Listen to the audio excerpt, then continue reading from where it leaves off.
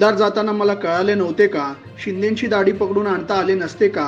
पण मी जेवढे सडके आहेत तेवढ्यांना जाऊ दिले, असं वक्तव्य उद्धव ठाकरेंनी केले आहे। ते सिंधुदुर्ग जिल्ह्यातील कणकवलीत जाहीर सभेत बोलत होते। पंतप्रधान नरेंद्र मोदी कोकणात आले, वाटले काहीतरी देऊन जातील, पण दिले काहीच नाही। या उलट इथला पाणबुडीचा प्रकल्प गुजरातला घेऊन गेले, अशी टीकाही यावेळी बोलताना ठाकरेंनी केली। सत्तेसाठी सोनिया सेनेपुढे गुडघे टेकून भगव्याला छेद देण्याचे पाप कोणी केले हे जनतेला माहिती आहे, अशी टीका भाजपने उद्धव ठाकरेंवर केली। भाषणात छत्रपती शिवाजी महाराजांचे नाव घेता प्रत्यक्ष कृतीत तुम्हाला औरंगजेबाबद्दलचे प्रेम दिसून येते। देवेंद्रजींवर पाव उपमुख्यमंत्री म्हणून टीका करण्याआधी तुमच्या शिल्लक सेनेची अवस्था बघा, आता तुमच्याकडे पाव सेनाही उरलेली नाही, असेही भाजपने म्हटले आहे। मागील काही महिन्यांपासून राज्यात लसणाचे दर सर्वसामान्यांच्या आवक्याबाहेर गेले आहेत। किरकोळ बाजारात लसणाचा दर 400 रुपये प्रति किलो आहे, त्यामुळे ग्राहकांना दर कमी होण्याची प्रतीक्षा आहे। गेल्या 8 महिन्यात 80 ते 100 रुपये प्रति किलो असणारा लसणाचा दर तब्बल 400 रुपयांपर्यंत पोहोचला आहे। उत्पादन आणि आवक कमी असल्याने लसणाचे भाव वाढतच गेले। आता नवा लसूण बाजारात आल्यानंतर दर कमी होण्याची शक्यता आहे। भाजप आमदार गणपत गायकवाडांच्या गोळीबारानंतर राज्य सरकार चांगलेच सतर्क झाले आहे। यानंतर सरकारने राजकारणी, बिल्डर आणि समाजसेवकांसह सर्वांचे बंदुकीचे लायसन्स तपासणार आहे, तसे आदेश पोलिसांना देण्यात आले आहेत। या पडताळणीत बंदुकीचे लायसन्स का हवे कारण जाणून घेतली जाणार आहेत। त्यानंतर आवश्यकता नसल्यास लायसन्स रद्द होण्याची शक्यता आहे। यामुळे आता कोणालाही बंदूक बाळगता येणार नाही। काही जण स्वतःला अभ्यासक आणि समाजाचे नेते म्हणून मिरवतात। सर्व अभ्यासकांनी 10 तारखेला अंतरवाली सराटीत यावे, असे आवाहन मनोज जरांगेंनी दिले। राज्यात 54 लाख कुणबी नोंदी सापडल्या, 39 लाख लोकांचे आतापर्यंत कल्याण झाले। नोंदी सापडलेल्यांनी प्रमाणपत्रासाठी अर्ज करा। मुंबईला शांततेत जाऊन आरक्षण घेऊन येणार म्हणालो होतो, सरकार 2 महिन्यांपासून सगळे सोयऱ्यांचा अध्यादेश काढत नव्हते, असेही यावेळी जरांगे म्हणाले। पार्थ पवारांनंतर आता खासदार श्रीकांत शिंदेंचा गुंडासोबतचा फोटो व्हायरल झाला आहे। कुख्यात गुंड हेमंत दाभेकरांनी खासदार शिंदेंची भेट घेतल्याने खळबळ उडाली आहे। खासदार शिंदेंच्या वाढदिवसाच्या निमित्ताने गुंड हेमंत दाभेकरांनी वर्षा निवासस्थानी जाऊन शुभेच्छा दिल्या, त्यामुळे पुन्हा सत्ताधाऱ्यांवर विरोधक टीका करत आहेत। काही दिवसांपूर्वी पार्थ पवारांचा गुंड गजानन माळणे सोबतचा फोटो व्हायरल झाला होता। खासदार श्रीकांत शिंदेंचा गुंड सोबतचा फोटो व्हायरल झाला आहे। यावर आता खासदार संजय राऊतांनी फोटो शेअर करत टीका केली आहे। काल सरकारच्या बाळराजेचा वाढदिवस साजरा झाला। बाळराजांचे अभिष्ट चिंतन करणारी ही वर्तुळातील व्यक्ती कोण याचा शोध घ्या, मग राज्यातील गुंडशाही कोण पोसत आहे ते कळेल। गुंड सरकारी आशीर्वादाने मोकाट आहेत, असे राऊतांनी म्हटले आहे। या फोटोमध्ये गुंड हेमंत दाभेकर दिसत आहे। 4 पिढ्यांना पुरेल इतकी संपत्ती माझ्याकडे आहे, कोणाला खोके म्हणता? यापुढे खोके म्हणाल तर सहन करणार नाही, असा इशारा मंत्री दीपक केसरकरांनी उद्धव ठाकरेंना दिला।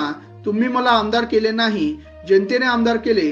मी राष्ट्रवादीतून शिवसेनेत आलो तेव्हा 50,000वरून 1.5 लाखांपेक्षा जास्त मतांनी निवडून आलो। लोक बाहेर का जातात विचार करा, आम्हाला आदर आहे म्हणून बोलत नाही, असेही यावेळी केसरकर म्हणाले। अभिनेता अक्षय कुमारचे शंभू गाणे रिलीज झाले आहे। गाण्यात अक्षय भगवान शिवच्या भक्तीत तल्लीन झालेला दिसतो आहे। तो भगवान शिव यांच्याप्रमाणे तांडव करत आहे। हे गाणे अक्षय सोबत सुधीर यदुवंशी आणि विक्रम मोत्रोसने गायले आहे। कोरिओग्राफी गणेश आचार्यने केली आहे, तर विक्रम मोत्रोस यांनी गाणे संगीतबद्ध केले असून अभिनव शेखर यांनी लिहिले आहे। या गाण्यातील अक्षयचा लुक चाहत्यांना खूप आवडला आहे। यूपीआयने पेमेंट करणाऱ्यांसाठी आनंदाची बातमी आहे। आता यूपीआयच्या माध्यमातून फ्रान्समध्येही पेमेंट करता येणार आहे। याआधी भूतान, सिंगापूर, संयुक्त अरब अमिरात या देशातही ही सेवा सुरू करण्यात आली आहे। सोबतच सिंगापूर, ऑस्ट्रेलिया, कॅनडा, हाँगकाँग, Oman, Qatar, America, Saudi Arabia, UAE आणि ब्रिटन येथील एनआरआय पैसे ट्रान्सफर करण्यासाठी यूपीआयचा वापर करू शकतात। भारताने यासाठी अनेक देशांसोबत करार केले आहेत।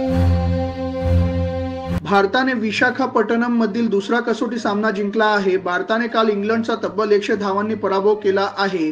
इंग्लंडसमोर 399 धावांचा आवाहन दिल्यानंतर भारतीय गोलंदाजांनी काल इंग्लंडला दुसऱ्या डावात 292 धावांवर बाद केले. भारताकडून जसप्रीत बुमराह आणि अश्विन यांनी प्रत्येकी 3 विकेट घेतल्या.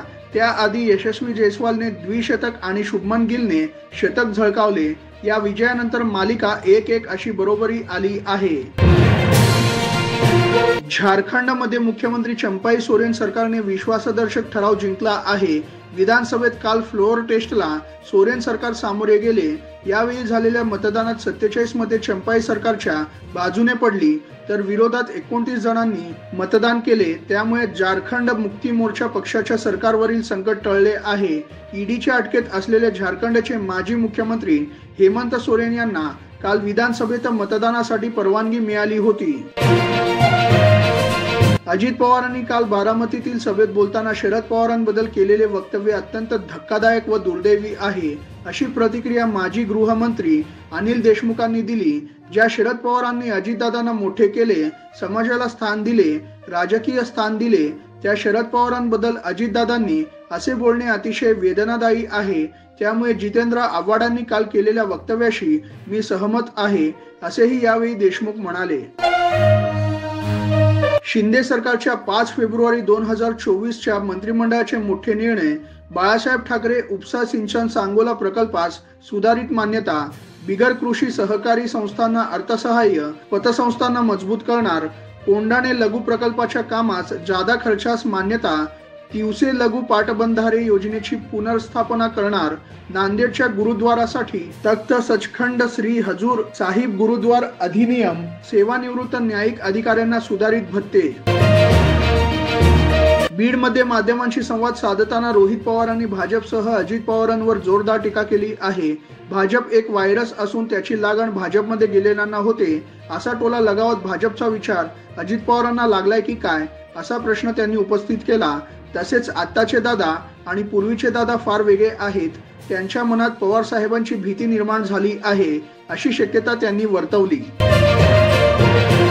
अनेक जण गोबी मंचुरियन अगदी आवडीने खातात, पण गोव्यातील मप्सा शहरात स्टॉलवर आणि मेजवान्यांमध्ये पुरेशी स्वच्छता नसल्यामुळे गोबी मंचुरियनच्या विक्रीवर बंदी घालण्यात आली आहे.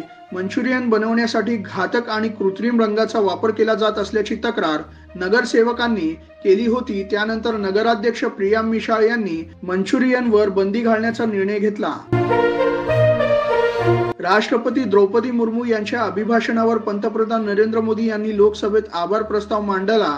यावेळी मोदी म्हणाले, अब की बार 400 पार. आगामी लोकसभा निवडणुकीत भाजपला 370 जागा मिळतील, तर एनडीएला 400च्या वर जागा मिळतील. काँग्रेसने पुढची 30 वर्षे सत्तेची वाट पाहू नये. आम्ही जे केलं ते करायला काँग्रेसच्या 5 पिढ्या गेल्या असत्या. तिसऱ्या टर्ममध्ये भाजपचं जिंकणार. भाजप आमदार गणपत गायकवाड यांनी उल्हासनगरच्या हिल लाईन पोलीस ठाण्यात पोलीस निरीक्षकाच्या कॅबिनमध्ये शिवसेना शहर प्रमुख महेश गायकवाड यांच्यावर गोळीबार केला होता. त्यानंतर त्यांना अटक करण्यात आली. त्यातच आता गणपत गायकवाड यांनी अन्नत्याग केल्याची माहिती पोलीस सूत्रांनी दिली आहे. दरम्यान या प्रकरणी क्राईम ब्रांचकडून सखोल तपास केला जात आहे. काल माझ्या म्हणण्याचा चुकीचा अर्थ काढला गेला. माझं राष्ट्रवादी काँग्रेस पक्ष एकत्र असल्यापासून एवढंच म्हणणं होतं की ज्येष्ठ नेत्यांनी शारीरिक दगदगीचा विचार करावा आणि प्रकृतीची काळजी घ्यावी. मात्र काही लोक स्वतःच्या राजकारणासाठी ज्येष्ठ नेत्यांचा वापर करू पाहतात, पण काही लोकांना धचा मा करायची सवयच असते. अशा नाटकीबाजी लोकांना मी महत्त्व देत नाही, असे अजित पवार म्हणाले. अभिषेक बच्चनचा काल 48वा वाढदिवस होता. त्यानिमित्त अनेक जण सोशल मीडियावरून त्याला शुभेच्छा देत आहेत.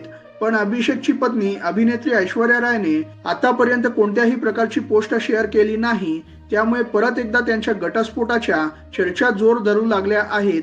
तसेच त्यांच्या नात्यामध्ये काहीतरी बिनसल्याची चर्चा सतत रंगत आहे. दरम्यान अमिताभ बच्चन यांनी अभिषेकला वाढदिवसाच्या शुभेच्छा दिल्या आहेत.